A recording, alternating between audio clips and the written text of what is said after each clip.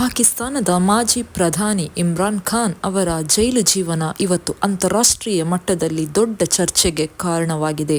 Cricket ತಾರೆಯಿಂದ ಪ್ರಧಾನಿ ಪಟ್ಟದವರೆಗೂ ತಲುಪಿ ಜನಮನ ಗೆದ್ದವರು ಇಮ್ರಾನ್ ಖಾನ್. ಆದರೆ ಇವತ್ತು ಅದೇ ನಾಯಕ ಜೈಲಿನೊಳಗೆ ಇರಬೇಕಾದ ಸ್ಥಿತಿ ನಿರ್ಮಾಣವಾಗಿದೆ. ಇಮ್ರಾನ್ ಖಾನ್ ಮೇಲೆ ಪ್ರಮುಖವಾಗಿ ಟೋಷಾ ಖಾನ ಪ್ರಕರಣ ದಾಖಲಾಗಿದೆ.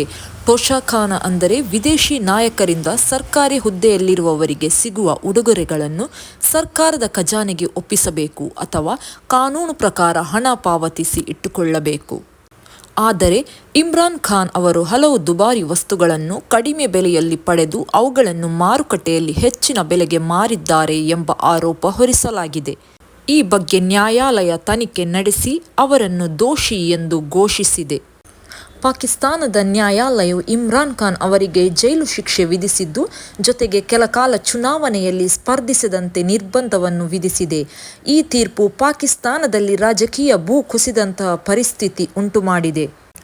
ಇಮ್ರಾನ್ ಖಾನ್ ಬೆಂಬಲಿಗರು ಹೇಳುವ ಪ್ರಕಾರ ಇದು ಕೇವಲ ಕಾನೂನು ಪ್ರಕರಣ ಅಲ್ಲ, ಇದು ಪಾಕಿಸ್ತಾನದ ಸೇನೆ ಹಾಗೂ ಅಧಿಕಾರದಲ್ಲಿರುವ ರಾಜಕೀಯ ಶಕ್ತಿಗಳಿಂದ ರೂಪಿಸಲ್ಪಟ್ಟ ಸಂಚು ಎಂದು ಆರೋಪಿಸುತ್ತಿದ್ದಾರೆ. ಇಮ್ರಾನ್ ಖಾನ್ ಅವರು ತಮ್ಮ ಭಾಷಣಗಳಲ್ಲಿ ಸೇನೆಯ ವಿರುದ್ಧ ಮಾತನಾಡಿದ್ದರು. ಅದೇ ಕಾರಣಕ್ಕೆ ಅವರನ್ನು ರಾಜಕೀಯವಾಗಿ ಅಡಗಿಸಿ ಜೈಲಿಗೆ ಹಾಕಲಾಗಿದೆ ಎಂಬ ಮಾತುಗಳು ಸಾಮಾನ್ಯ ಜನರಲ್ಲಿ ವ್ಯಾಪಕವಾಗಿ ಕೇಳಿಬರುತ್ತಿದೆ. ಜೈಲಿನೊಳಗೆ ಇಮ್ರಾನ್ ಖಾನ್ ಅವರ ಆರೋಗ್ಯ ಸೌಲಭ್ಯಗಳು ಹಾಗೂ ಭದ್ರತೆ ಬಗ್ಗೆ ಹಲವು ಪ್ರಶ್ನೆಗಳು ಎದ್ದಿವೆ. ಅವರ ಕುಟುಂಬ ಸದಸ್ಯರಿಗೆ ಭೇಟಿಯ ಅವಕಾಶವನ್ನು ಕಡಿಮೆ ಮಾಡಲಾಗುತ್ತಿದೆ ಎನ್ನುವ ಆರೋಪವೂ ಕೂಡ ಕೇಳಿಬರುತ್ತಿದೆ.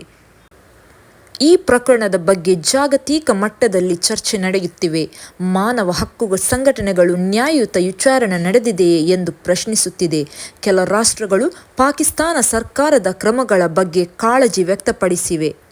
ಇದು ಇಂದಿನ ಇಮ್ರಾನ್ ಖಾನ್ ಬಗೆಗಿನ ಮಾಹಿತಿ ಇಷ್ಟವಾದಲ್ಲಿ ದಯವಿಟ್ಟು ಚಾನೆಲ್ ಸಬ್ಸ್ಕ್ರೈಬ್ ಮಾಡಿ, ಲೈಕ್ ಒತ್ತಿ ಹಾಗೂ ಶೇರ್ ಮಾಡಿ ಮತ್ತು ನಿಮ್ಮ ಅಭಿಪ್ರಾಯಗಳನ್ನು ದಯವಿಟ್ಟು ಕಮೆಂಟ್ ಬಾಕ್ಸ್ನಲ್ಲಿ ತಿಳಿಸಿ.